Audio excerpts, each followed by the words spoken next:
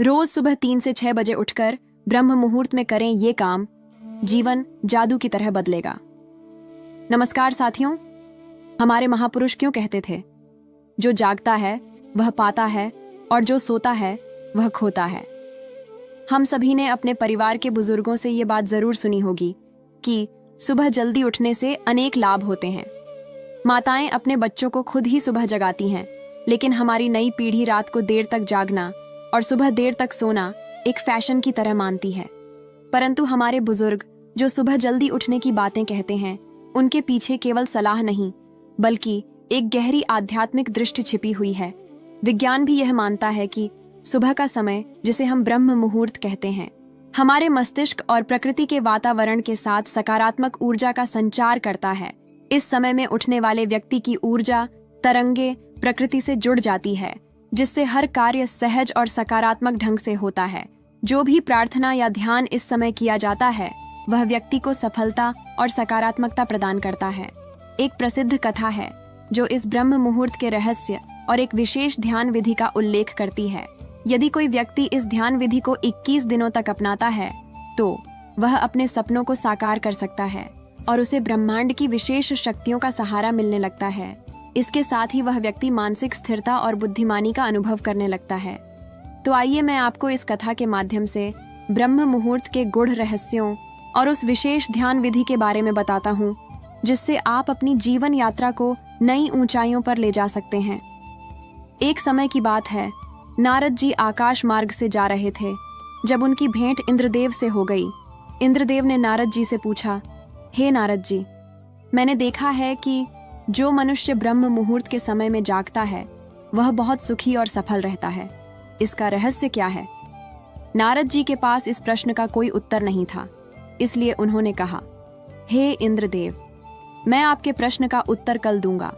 इसके बाद नारद जी सीधे भगवान श्री कृष्ण की नगरी वृंदावन की ओर चल पड़े।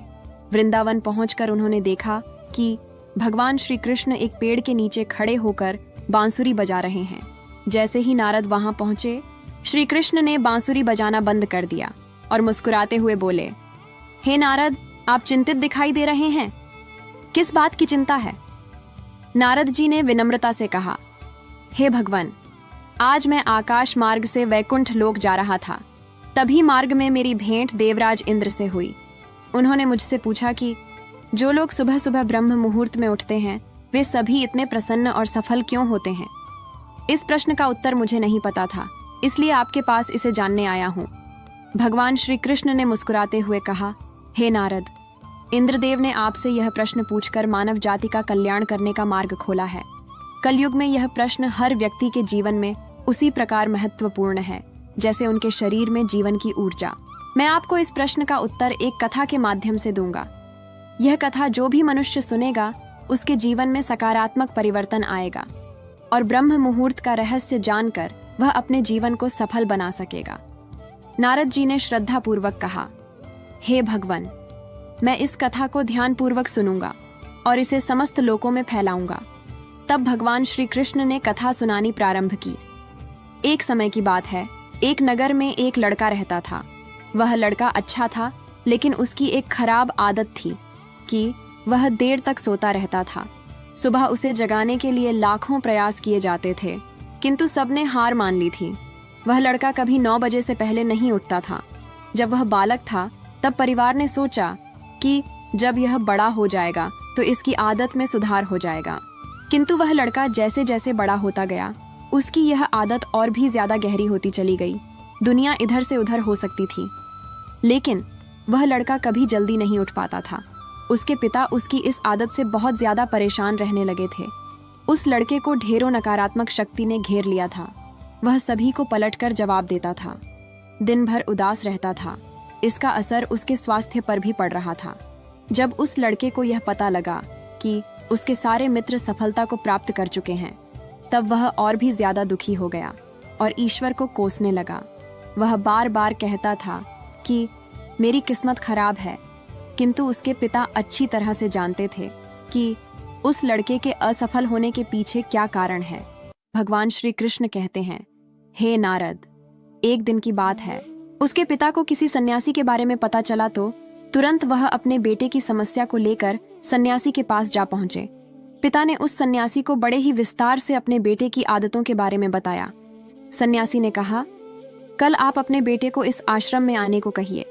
पिता घर की ओर चला गया। उन्हें पता था कि अगर वह सीधे तरीके से बेटे से सन्यासी से मिलने के लिए कहेंगे तो वह कभी तैयार नहीं होगा।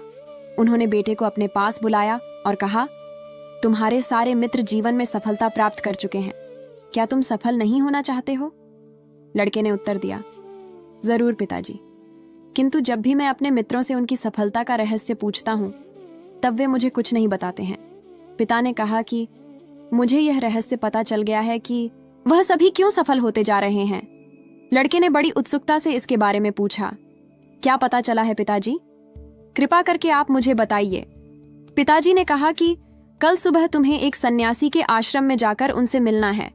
यदि तुम वहां पर समय से पहुंच गए तो वह सन्यासी तुम्हें ऐसा मंत्र बताएंगे जिससे तुम सफल हो जाओगे, किंतु समस्या एक ही है। लड़के ने पूछा, क्या समस्या है? पिता ने कहा कि जब तक तुम सोकर उठो तब तक सन्यासी से मिलने का समय समाप्त हो जाता है। लड़के ने कहा कि पिताजी, मैं कल पूरी रात जागता रहूंगा और सुबह सन्यासी से मिलकर आऊंगा। पिता ने कहा कि ठीक है, सदैव उस सन्यासी की आज्ञा को मानना। पिता की बातें सुनकर वह लड़का बहुत अधिक उत्सुक हुआ।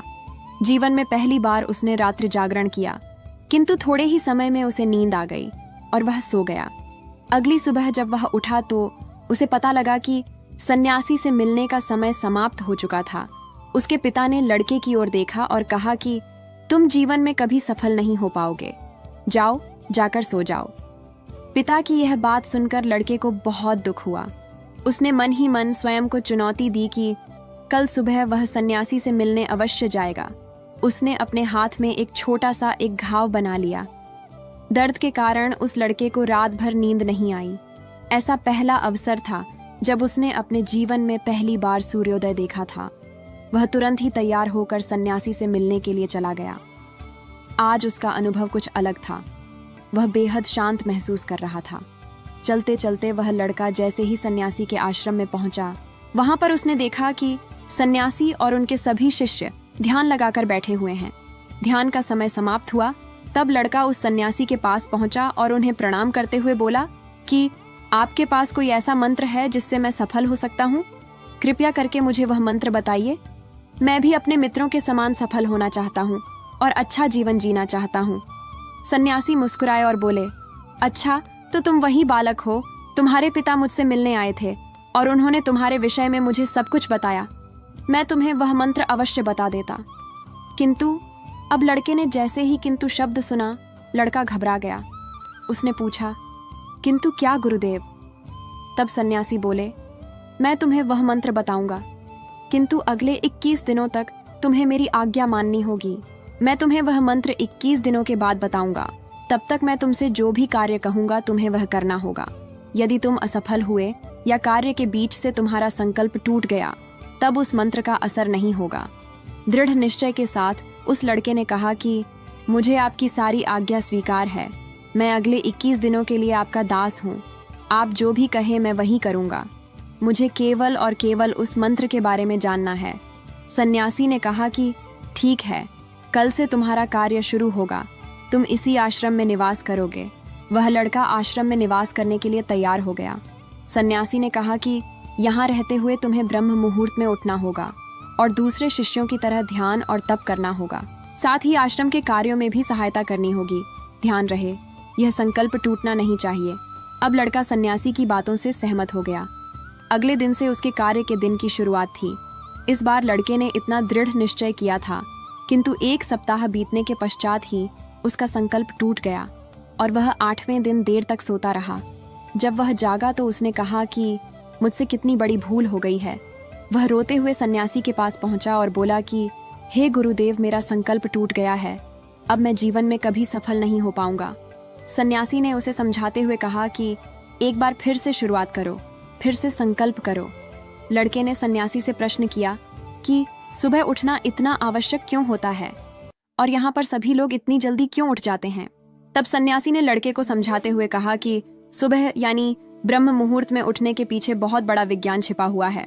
लड़के ने कहा कि कृपया करके मुझे वह विज्ञान बताने की कृपा करें। सन्यासी ने कहा कि रात्रि को 4 पहर में बांटा गया है। पहला, रुद्रकाल, जिसका समय शाम 6 बजे से लेकर 9 बजे तक होता है। दूसरा, राक्षस काल, जिसका समय 9 बजे से 12 बजे तक होता है। तीसरा, गंधर्व काल, जिसका समय रात्रि 12 बजे से 3 बजे तक होता है। और चौथा, जो सबसे अंत में आता है, उसे मनोहर काल कहते हैं। इस समय को ब्रह्म मुहूर्त या अमृत बेला के नाम से भी जाना जाता है। इसका समय 3 बजे से सुबह 6 बजे तक होता है, जिसमें 3:30 से लेकर 5:30 तक बहुत ही महत्वपूर्ण समय होता है। यह वह समय होता है जब पूरे संसार की नकारात्मक शक्तियां निष्क्रिय अवस्था में होती हैं और सकारात्मक शक्तियां सक्रिय होती हैं। ब्रह्म अर्थात देव, मुहूर्त अर्थात समय। ब्रह्म मुहूर्त का अर्थ मतलब देवों का समय।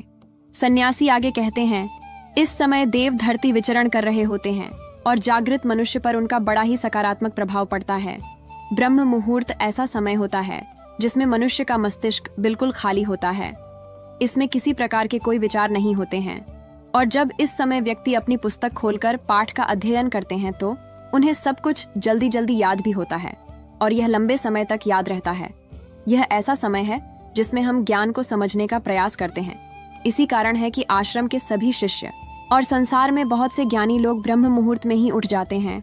प्राचीन काल में रोशनी का कोई स्रोत न होने के कारण लोग अपने दिन का समापन सूर्यास्त के साथ और आरंभ सूर्योदय के साथ करते थे। यह एक तरीका है जिससे मानव जीवन प्रकृति के साथ तालमेल बनाकर चलता है। उस लड़के ने कहा कि ठीक है, मैं कल से अपना संकल्प फिर से शुरू करता हूँ, किंतु ब्रह्म मुहूर्त में उठकर मुझे क्या क्या करना चाहिए। तब उस सन्यासी ने कहा, मैं तुम्हें बताता हूँ कि ब्रह्म मुहूर्त में क्या और कैसे करना चाहिए। सबसे पहले उठकर धरती पर पांव रखने से पहले धरती माता को प्रणाम करना चाहिए। सन्यासी आगे कहते हैं, अपनी हथेलियों की ओर देखो और ईश्वर को धन्यवाद दो कि उन्होंने तुम्हें आज का सूर्योदय देखने का अवसर दिया। इसके बाद नित्य कर्म और स्नान करने से शरीर ही नहीं बल्कि मन की शुद्धता भी बढ़ जाता है। स्नान करने के पश्चात ध्यान की प्रक्रिया होती है। ब्रह्म मुहूर्त की ध्यान प्रक्रिया की अवधि 21 दिन तक होती है। इस विधि का उपयोग तब किया जाता है जब आप अपनी कोई मनोकामना की पूर्ति चाहते हैं। यह ऐसा समय होता है जब व्यक्ति अपने आज्ञा चक्र को सक्रिय करने पर काम करते हैं। सन्यासी आगे कहते हैं, आज्ञा चक्र दोनों भौ के बीच होता है। यह संकल्प का स्थान भी कहा जाता है। अगर इस चक्र पर केंद्रित किया जाए और अपनी मनोकामना को बार बार दोहराया जाए तो मात्र 21 दिनों के भीतर वह पूर्ण हो जाती है। अगर आपके मन में कोई अधूरी मनोकामना है और आप उसे पूरी करना चाहते हैं, तब सबसे पहले उस मनोकामना का स्पष्टीकरण कर लें। आपको क्या चाहिए, यह निर्णय अवश्य कर लें। इसके बाद ध्यान की विधि को शुरू करें। ब्रह्म मुहूर्त में स्नान के बाद एक ऐसा स्थान चुनें जहां पर वायु का प्रवेश हो। ध्यान में शुद्ध प्राण वायु का होना आवश्यक होता है। ज्ञान की मुद्रा में रीढ़ की हड्डी सीधी होनी चाहिए, साथ ही गर्दन भी सीधी होनी चाहिए। सुखासन की अवस्था में दोनों हाथों को घुटनों पर रखकर आंखें बंद करके बैठ जाएं। हाथ की मुट्ठी को बंद कर लें और 2-3 मिनट तक बिल्कुल शांत हो जाएं। जब आपका शरीर स्थिर हो जाएगा और श्वास भी शांत हो जाएगी, तब उसके बाद अपना सारा ध्यान आज्ञा चक्र पर लगाएं। इस दौरान लंबी गहरी सांस लें और सांस को रोक कर रखें। इस समय आप अपनी इच्छा को मन ही मन दोहराएं। अपने मन की आंखों से इष्ट देव और देवी देवताओं, गुरुओं का चिंतन करें। सन्यासी ने कहा, जब सांस को रोकना कठिन हो जाए तब धीरे धीरे सांस को बाहर की ओर छोड़े। सांसों को नाक से भरे और मुख से छोड़े। इस प्रक्रिया को 3 से 4 बार प्रतिदिन दोहराना है। ऐसा प्रतिदिन करने से आपकी जो मनोकामना है वह अवचेतन मन तक अवश्य पहुंच जाएगी और इच्छा पूर्ति जल्दी होगी। आज्ञा चक्र सक्रिय होता है और हमारी आज्ञा को पूरा करता है। सांस को रोक कर रखने के दौरान शरीर में आपातकाल स्थिति हो जाती है, जिससे कि आप बेकार की बातें सोचने और विचार करने से बचते हैं। इससे मन की एकाग्रता बढ़ती है, तब इच्छाएं अवचेतन मन में पहुंचती हैं। ब्रह्म मुहूर्त के समय पर ईश्वर की विशेष कृपा होती है और कोई भी व्यक्ति जब अपनी मनोकामना को इस समय दोहराता तो उसकी इच्छा जल्द से जल्द पूरी होती है। इस प्रकार सन्यासी ने उस लड़के को ब्रह्म मुहूर्त का महत्व बताया। अगले 21 दिनों तक उस लड़के ने बड़े ही मन के साथ इस प्रक्रिया को अपनाया। अब वह बहुत ही ज्यादा अनुशासित और शांत स्वभाव का व्यक्ति बन चुका था। उस लड़के ने जैसे ही अपना संकल्प पूरा कर लिया, उसके पश्चात वह व्यक्ति बड़े ही प्रसन्न भाव से सन्यासी के पास पहुंचा और कहा, हे गुरुदेव, मैंने 2 दिनों का संकल्प पूरा कर लिया है। अब कृपया करके मुझे सफल होने का मंत्र बताइए। तब उस सन्यासी ने मुस्कुराते हुए कहा कि पिछले 21 दिन से जो अभ्यास तुम करते हुए आ रहे हो वही तुम्हारी सफलता का मंत्र है। जो व्यक्ति ब्रह्म मुहूर्त में उठकर ध्यान प्रक्रिया को सही से करते हैं वह जीवन में कभी असफल नहीं हो सकते। तुम्हें ब्रह्म मुहूर्त का रहस्य पता चल चुका है, अब इसे जीवन भर करो, तुम्हें जीवन के लक्ष्य और सफलता दोनों प्राप्त होंगे। उस व्यक्ति ने सन्यासी को धन्यवाद दिया और ब्रह्म मुहूर्त के नियमों का पालन जीवन पर्यंत तक करने का वादा भी किया। मित्र, अब तो आपको पता चल गया होगा कि ब्रह्म मुहूर्त क्या होता है। तब नारद बोले, हे प्रभु, अब मुझे ब्रह्म मुहूर्त का संपूर्ण ज्ञान हो गया है। इतना कहकर नारद जी ने भगवान श्री कृष्ण को धन्यवाद दिया और इंद्रदेव के पास जाकर उन्हें ब्रह्म ज्ञान का संपूर्ण ज्ञान दिया। मित्र, आप भी अगर अपने जीवन में हमारी प्राचीन परंपरा को अपनाओगे तो निश्चय ही आपके जीवन में बहुत ही जल्द सब कुछ बदल जाएगा। ब्रह्म मुहूर्त के दौरान उठने के कई लाभ हैं। ब्रह्म मुहूर्त का हमारे शास्त्रों में बहुत महत्व है। ब्रह्म मुहूर्त में ध्यान करना बहुत फायदेमंद होता है। ब्रह्म मुहूर्त में नकारात्मक सोच से दूर रहना चाहिए। यह समय बहुत शुभ होता है। ऐसी मान्यता है कि इस दौरान भगवान धरती पर आते हैं और अपने भक्तों की सभी इच्छाएं पूर्ण करते हैं। इसलिए हमारे घर के बड़े बुजुर्ग जल्दी उठने की सलाह देते हैं। हालांकि इस दौरान उठने के कई फायदे भी हैं। सूर्य की पहली किरण पृथ्वी पर पड़ने से पहले बिस्तर को छोड़ देना चाहिए। इससे स्वास्थ्य अच्छा रहता है और दिमाग भी तेज रहता है। ब्रह्म मुहूर्त एक ऐसी समय अवधि है जो मानव शरीर को कई लाभों के साथ दिव्य आशीर्वाद देती है। ब्रह्म मुहूर्त में ध्यान करना बहुत फायदेमंद होता है क्योंकि इस दौरान वातावरण और मन में शांति रहती है। ब्रह्म मुहूर्त में पूजा पाठ करना बेहद लाभकारी माना जाता है। ऐसा कहा जाता है, इस दौरान भगवान धरती पर आते हैं और अपने भक्तों की सभी मनोकामनाएं पूर्ण करते हैं। ब्रह्म मुहूर्त में अपने विषय और अपने किसी भी कार्य की पूर्ति की कामना रखने से उनकी पूर्ति होती है। ज्योतिष शास्त्र के अनुसार ब्रह्म मुहूर्त में पढ़ाई करने से चीजें दिमाग में रहती हैं। साथ ही ज्ञान की देवी का आशीर्वाद प्राप्त होता है। ऐसा कहा जाता है, जो लोग ब्रह्म मुहूर्त में उठते हैं उनके घर में कभी दरिद्रता नहीं रहती है। साथ ही धन की देवी खुश रहती हैं। ब्रह्म मुहूर्त में घर के लोगों को पवित्रता का ध्यान रखते हुए माता लक्ष्मी की उपासना जरूर करना चाहिए। ऐसा करने से घर में शुभता आती है। मान्यताओं के अनुसार ब्रह्म मुहूर्त में नकारात्मक सोच से दूर रहना चाहिए क्योंकि यह घर के वातावरण और मन की शांति को दूषित करते हैं। साथ ही इससे घर में परेशानियां उत्पन्न होती हैं। तो इस समय सकारात्मक सोचें। धार्मिक ग्रंथों के अनुसार ब्रह्म मुहूर्त वह समय होता है जब देवता धरती पर आते हैं और उस वक्त सभी धार्मिक स्थलों के पट खोल दिए जाते हैं। ब्रह्म मुहूर्त में यानी 4 बजे के बाद ईश्वर का वास होता है। धार्मिक ग्रंथों के अनुसार ब्रह्म मुहूर्त वह समय होता है जब देवता धरती पर आते हैं और उस वक्त सभी धार्मिक स्थलों के पट खोल दिए जाते हैं।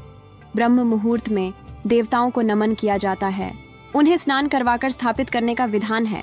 रिसर्च की माने तो प्रातःकाल उठने से हमारा तन और मन दोनों स्वस्थ रहते हैं और शरीर में ऊर्जा का संचार होता है। यही कारण है कि हमारी प्राचीन परंपराओं में सुबह उठने का समय भी तय किया गया है। ब्रह्म मुहूर्त यानी कि रात्रि का अंतिम प्रहर या सूर्योदय से 1.5 घंटे पहले का समय, सूर्योदय से 4 घंटे पूर्व ब्रह्म मुहूर्त में ही जग जाना चाहिए। इस समय सोना शास्त्र निषिद्ध है। ब्रह्म का मतलब परम तत्व या परमात्मा। मुहूर्त यानी अनुकूल समय। रात्रि का अंतिम प्रहर अर्थात प्रातः 4 से 5:30 का समय। ब्रह्म मुहूर्त में उठना हमारे जीवन के लिए बहुत लाभकारी है।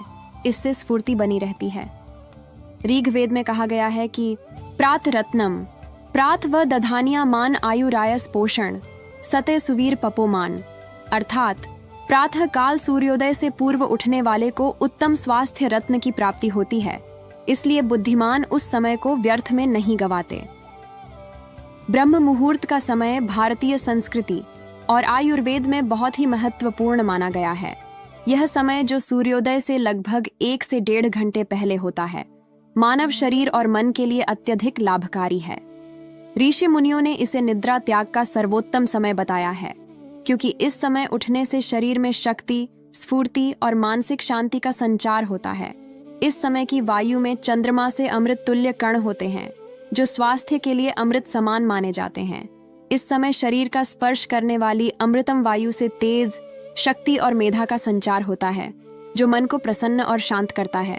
ब्रह्म मुहूर्त के दौरान तमो और रजोगुण की मात्रा कम होती है और सतगुण का प्रभाव अधिक होता है, जिससे मानसिक विचार सात्विक और शांत हो जाते हैं। इस समय की गई ध्यान साधना और आत्मचिंतन मन को स्थिरता प्रदान करता है और मानसिक संतुलन को बढ़ाता है। आयुर्वेद के अनुसार देर रात तक जागने और सुबह देर से उठने पर व्यक्ति इस लाभकारी वायु से वंचित रह जाता है, जो शारीरिक और मानसिक स्वास्थ्य पर नकारात्मक प्रभाव डाल सकता है।